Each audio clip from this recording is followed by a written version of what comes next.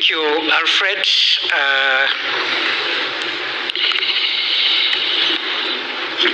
For those who are coming from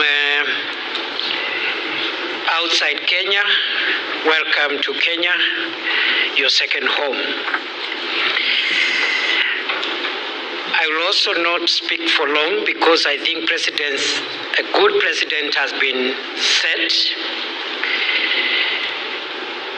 I'll ride on all the protocols as established, and I recognize all of you in the offices you hold. Let me say I'm pleased to join you today and to join this distinguished assembly of employers, visionaries, and change makers from our continent and beyond who have come to gather here to advance the noble cause of social justice through business enterprise. The theme of this summit, Empowering Business to Advance Social Justice, addresses the ideal obligation of businesses, namely to create wealth and maintain the dignity of individuals. For far too long, debate has presented the case for enterprise and social justice as competing forces, yet they are mutually reinforcing.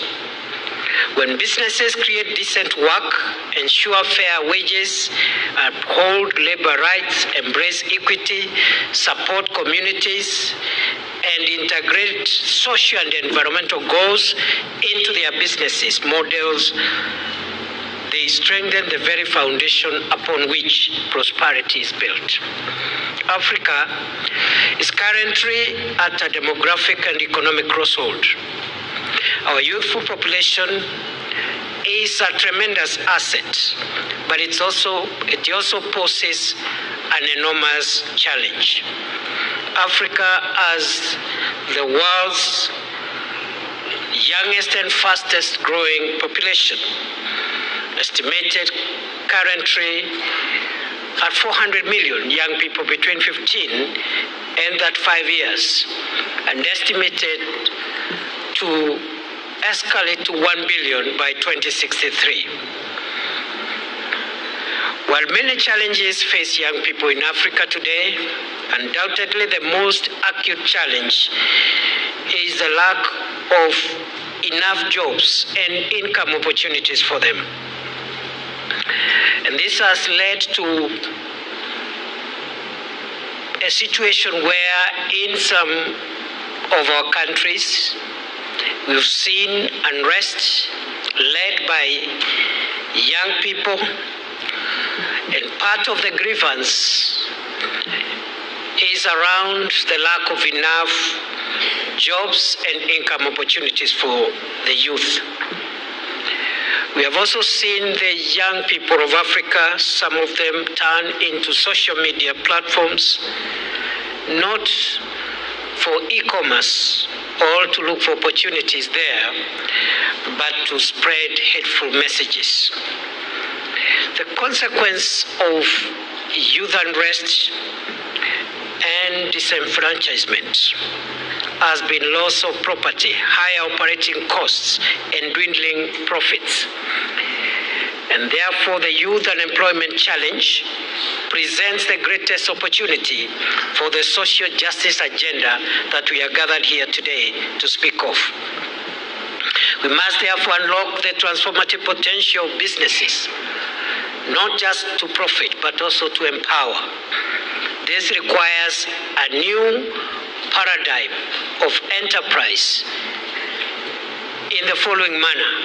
One, businesses that embrace inclusivity, where women, youth, and persons with disability find meaningful participation and leadership. Two, socially conscious businesses investing in communities, promoting environmental stewardship, and building resilience to climate change. And three, businesses that uphold ethical governance, including transparency, accountability, and helping us to create a corrupt-free Africa.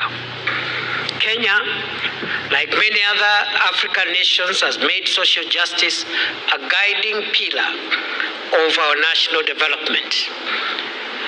The bottom-up economic transformation agenda pursued by this administration has introduced a multi-pronged job and income opportunities creation program targeting young people. We recognize, however, that we cannot achieve this alone. We need the private sector, we need other employers to transform policy into job and income opportunities for our young people. We need the private sector to augment our interventions and offer the requisite community support so that the social aspects such as mental health and wellness, including sports, recreation, and rehabilitation facilities are simultaneously available, especially for our youth. Youthful workers today and tomorrow are asking employers for greater flexibilities at the workplace. And therefore, the era of tie and suit-wearing workers could be coming to an end. And that's what the young people are demanding, that you don't need a tie to be productive. Going forward, therefore, we must engage our young people, express their thoughts as we define the worker of the 21st century.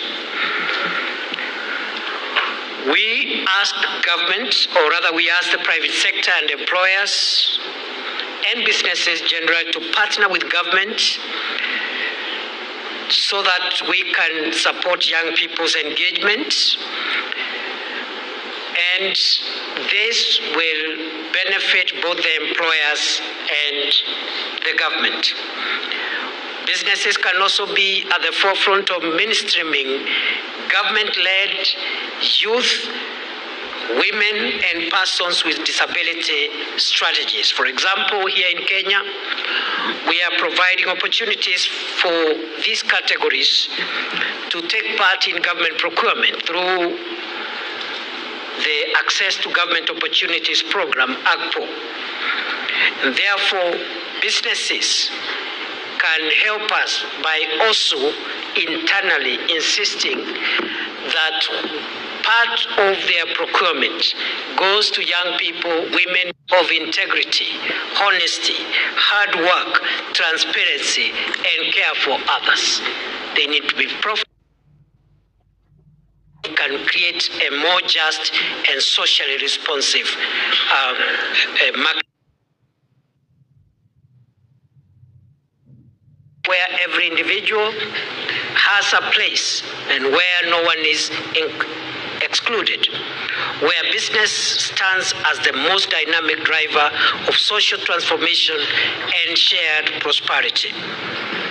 This is the Africa we must dream of and actualize in our lifetime. An Africa of the 21st century, which will be powered by young people, and where technology and public-private partnerships will define our success. It is possible to transform Africa in our lifetime.